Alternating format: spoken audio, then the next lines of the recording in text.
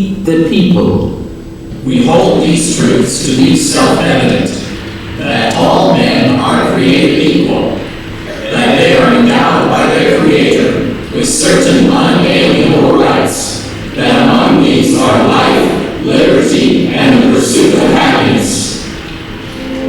With these words from the Declaration of Independence, we defined ourselves as a nation. These few words embody the American dream. Without that dream, we would not be Americans.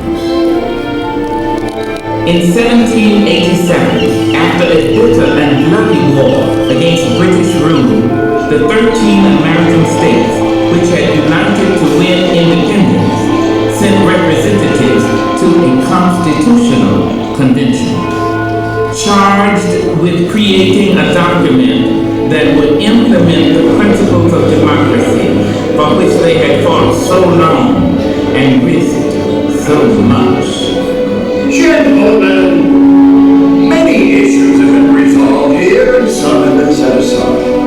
Yet can we not agree that these constitutional liberties must extend to those Americans purchased and raised as slaves? I assure you, Mr. Chairman, if this convention fails to insert some security to the southern states against an emancipation of slaves, we can never receive the flag. My good countrymen, the warmest friends this Constitution has do not contend that it is free from imperfections. But there is a constitutional door open for change. I think the people can decide on the alterations and amendments which time may prove necessary. General Washington, sir. Mr. Franklin. Fellow delegates, I cannot help expressing a wish that every member of this convention who may still have objections to it would, with me, doubt a little of his own infallibility and put his name to this instrument. And so it was that we, the people, in an age ruled by monarchs and tyrants, established a government bound by the wishes and desires of the governed. That first generation of citizens soon chose George Washington as America's first president. We were going to be a land of opportunity in which the spirit of freedom would grow and expand with the American frontier. Yet, planted in our path every step of the way were the seeds of unresolved conflict. The federal government's tariff is here. I declare null, void, and no law in the state of South Carolina. We must protect our right to slaves! If we do not stop such intrusion, federal laws will one day extend to all trade in the South. Keep up the Yankees! But Americans have always had a gift for summoning leaders equal to the deadliest crisis. And one of them was President Andrew Jackson. Brilliant, rough-hewn, courageous. There's nothing I shudder at more than the idea of separation of this union. I tell you, if a single drop of blood be shed in defiance of the laws of the United States, I will hang the first man I can get my hands on to the first tree I can find. In the end, though, the conflict would not be averted by words, by threats, by compromise, or by laws, though many good men and women struggled to settle it in those ways. One of them was a humble, plain-spoken citizen, a self-taught lawyer named Abraham Lincoln. I tell you that this doctrine of Lincoln's declaring that all men are made Declaration of Independence and by divine covenant is a monstrous heresy. He's a know-nothing. My fellow citizens, I believe this government cannot endure permanently half-slave and half-free. A house divided against itself cannot stand. That's a young drink of water. Yes, my friend, that's what I think. If you have listened to suggestions to believe that all men are not created equal, let me entreat you to come back. If the Declaration of Independence is not the truth, let us get the statute book in which we find it and tear it out. Who is so bold to do it? No one. If it is not true, let us tear it out. Let us stick to it then. Let us stand firmly by it. Abraham Lincoln lost that election in 1858, but in losing, he won.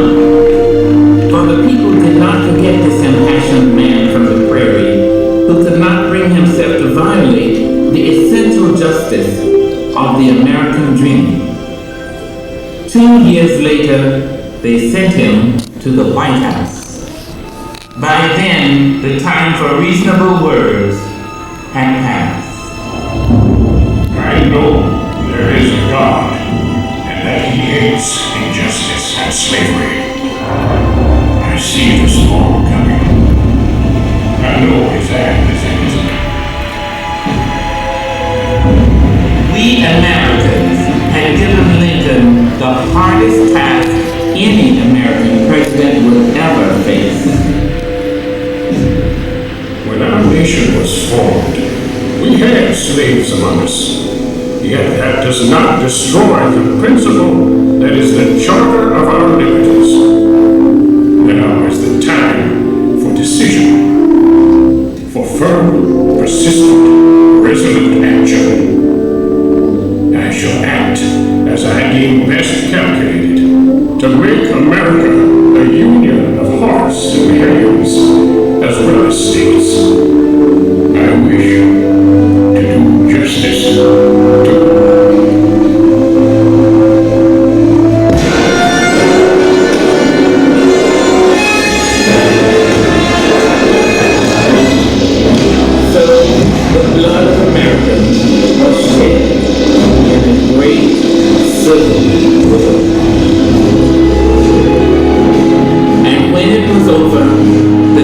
had been preserved, and the institution of slavery was gone forever. But the prejudice and injustices it left in its wake would test every generation of Americans down to our own. Still, the dream endured. As the frontiers of America pushed on to the Pacific Ocean and beyond, as waves of immigrants swelled our population, new voices would rise to insist again and again that we, the people, must mean all the people. Freedom is a land without boundaries. The work of America will never be done. Each new generation will be asked to discover the part it must play. And each new generation will leave unfinished tasks for the generations that follow.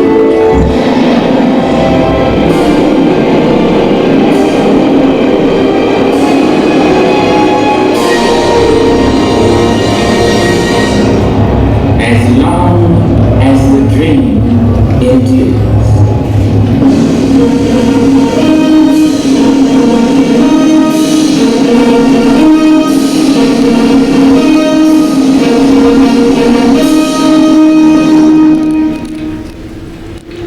In this Hall of Presidents, we look upon a mirror of ourselves. The leaders we have chosen to safeguard our rights and our ideals, to imagine the future and and to embrace its challenges. Ladies and gentlemen, the presidents of the United States. George Washington, John Adams, Thomas Jefferson, James Madison, James Monroe, John Quincy Adams, Andrew Jackson,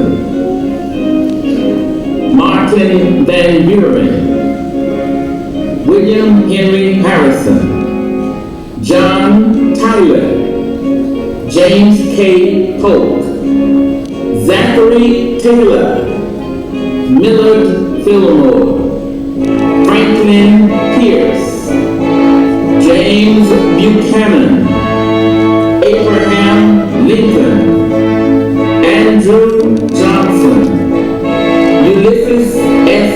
Grant, Rutherford B. Hayes,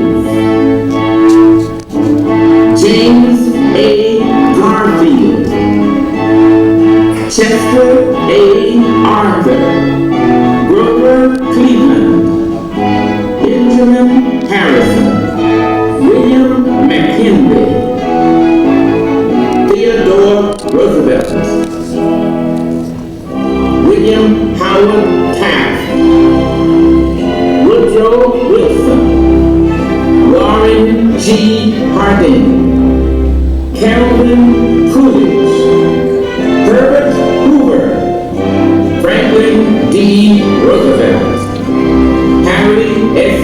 Truman, Dwight D. Eisenhower, John F. Kennedy, Lyndon B. Johnson, Richard M. Nixon, Gerald R. Ford, Jimmy Carter, Ronald Reagan, George Bush, and the current President of the United States, Bill Clinton.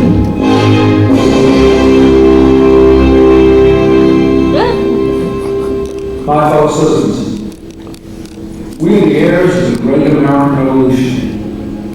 As this millennium draws to a close and the 21st century approaches, let us pause and honor the very idea of America. America mirrors the world's diversity, yet it remains united in its struggle to uphold fundamental freedoms. We believe our nation's happiness still evolves from liberty, from opportunity, and from the vision of equality set forth by our country's Declaration of Independence. And today, our nation stands as a symbol of freedom and inspiration to people all around the world. There is nothing wrong with America that cannot be cured by what is right with America.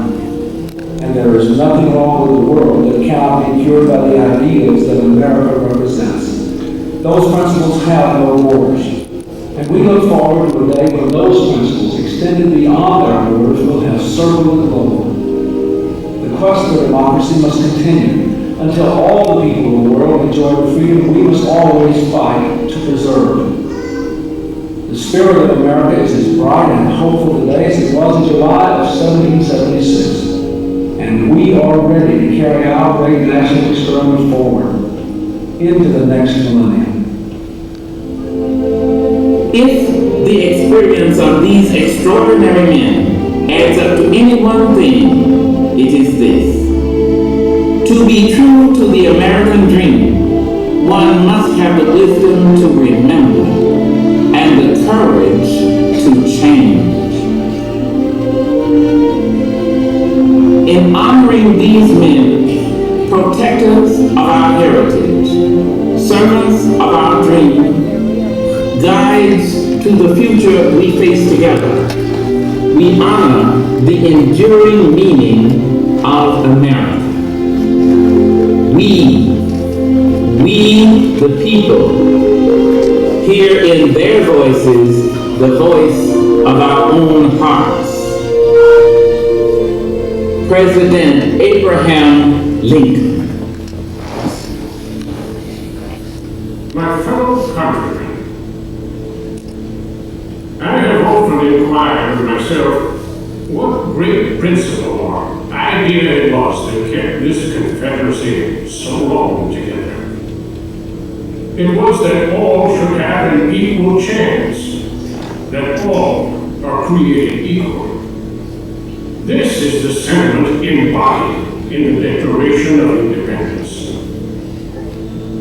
Most governments have been based on the denial of rights. Ours began by affirming our rights. Let us turn this government into the channel in which the framers of the Constitution originally placed it. If we cannot give freedom to every creature, let us do nothing that will impose upon another creature. True democracy makes no inquiry about the color of the skin or place of birth or any other circumstance or condition. We propose to give all a chance.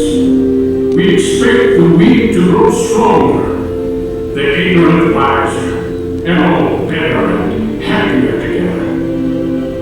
Let it be as nearly reached as we can. For the struggle of today is not altogether for today. It is for the vast future also. So may our children and our children's children, for 1,000 generations, rejoice under those glorious institutions bequeathed us by Washington, and continue to enjoy the benefits conferred upon us by a united